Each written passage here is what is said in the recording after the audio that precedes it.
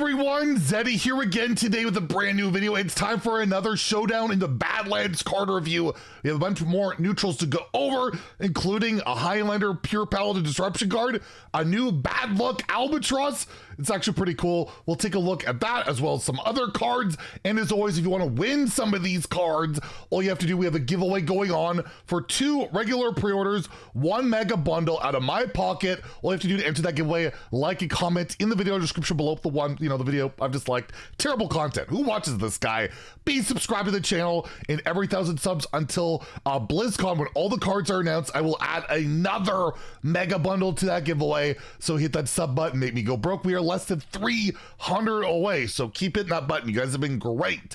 So first card, all these cards were revealed by Bunny Hopper, the current world champion.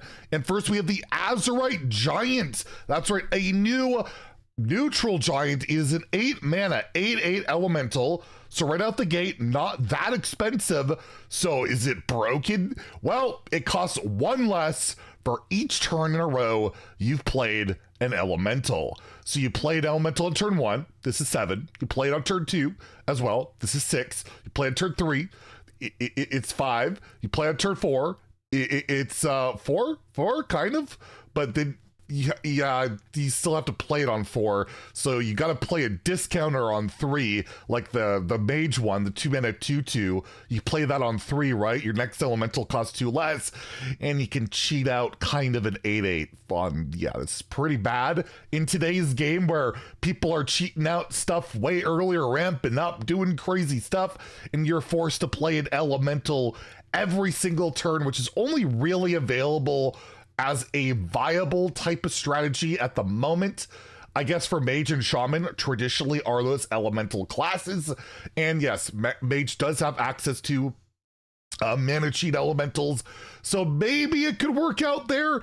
We'll have to see if there's more cards that make this make a bit more work or make more sense, but overall this looks like one of the worst giants in a while, right?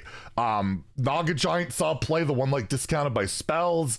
We've seen a lot of giants, and even the one, it's funny, they even buffed the one for Demon Hunter for Corpse Suspend, but Corpse Suspend has just never worked so far. I mean, look at Necrotic Explosion. It's just probably not going to make the cut, having to chain elementals, and you can only get that 1 less.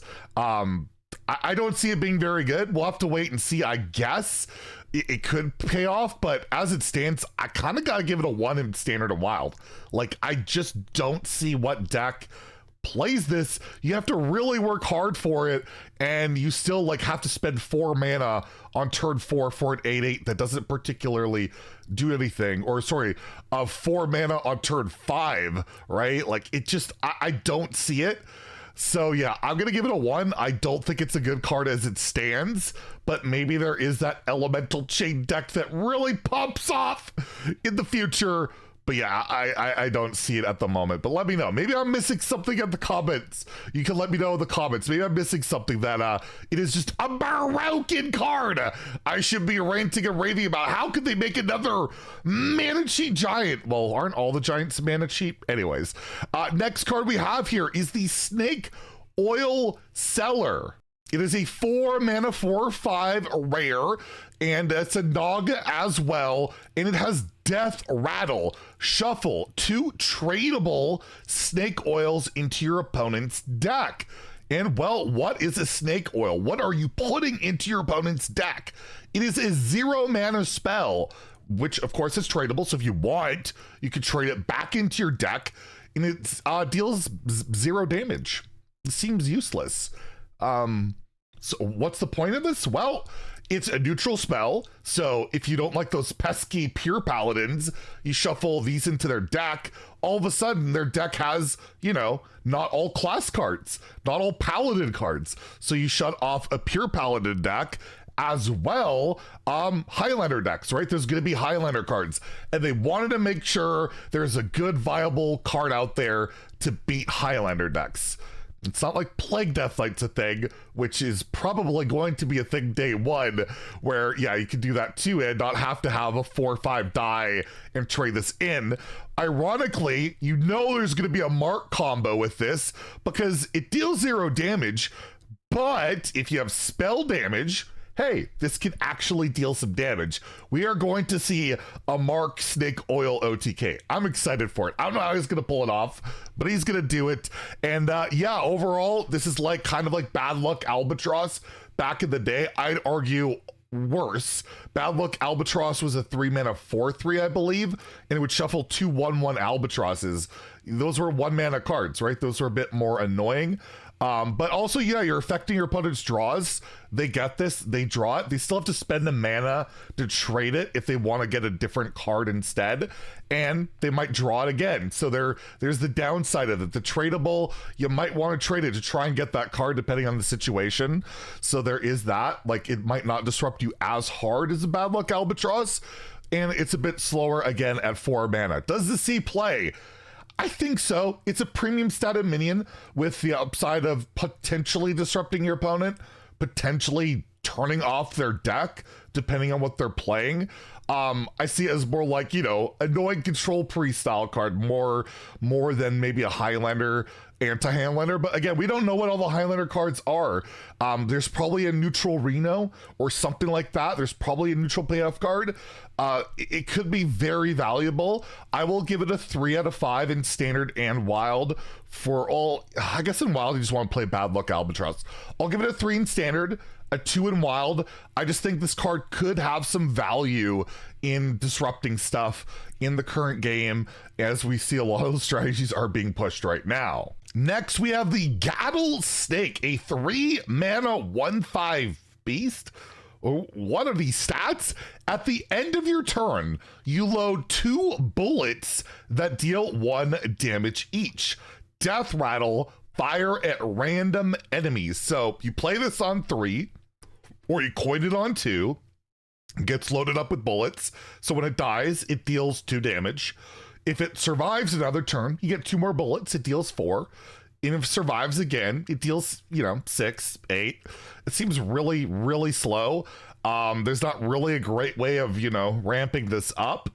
But there could be, again, it's another Mark card. Well, at least Mark's got some more fun combos to work with this expansion.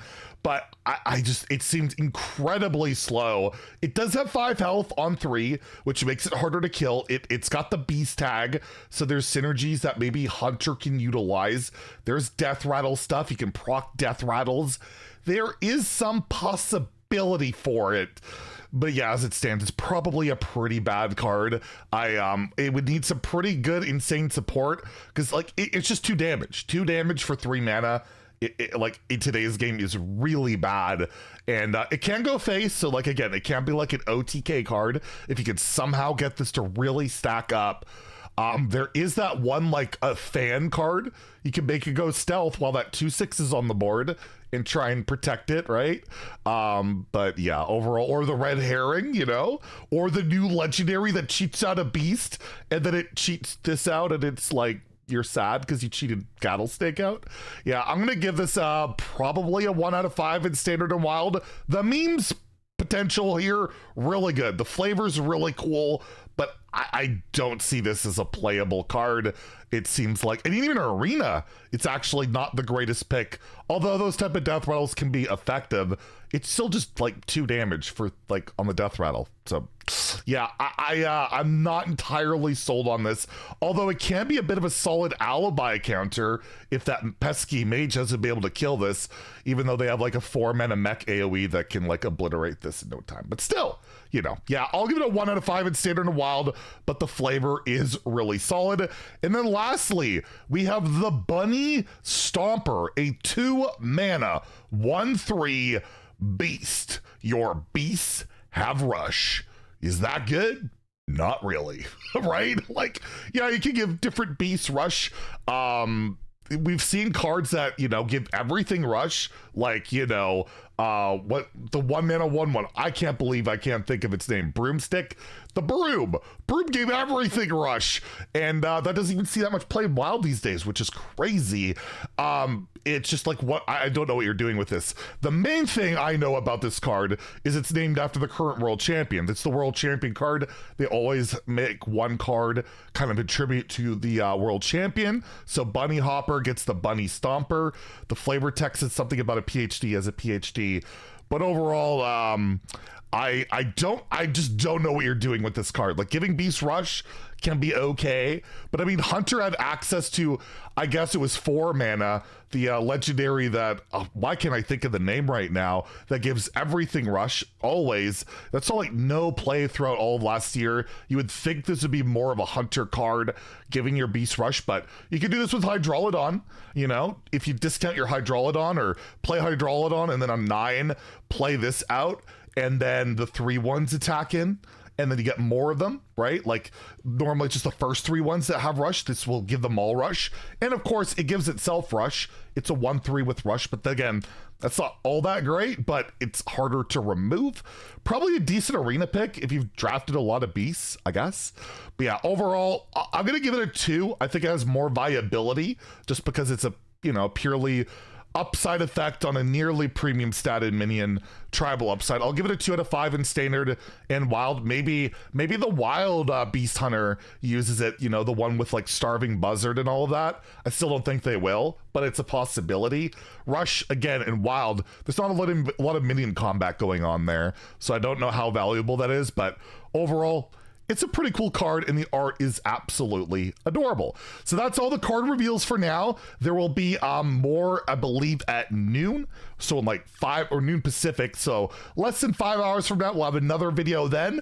I'll try and get some sleep at that in between. If you enjoyed the video, please like and subscribe. Have a great day and stay salty, my friends.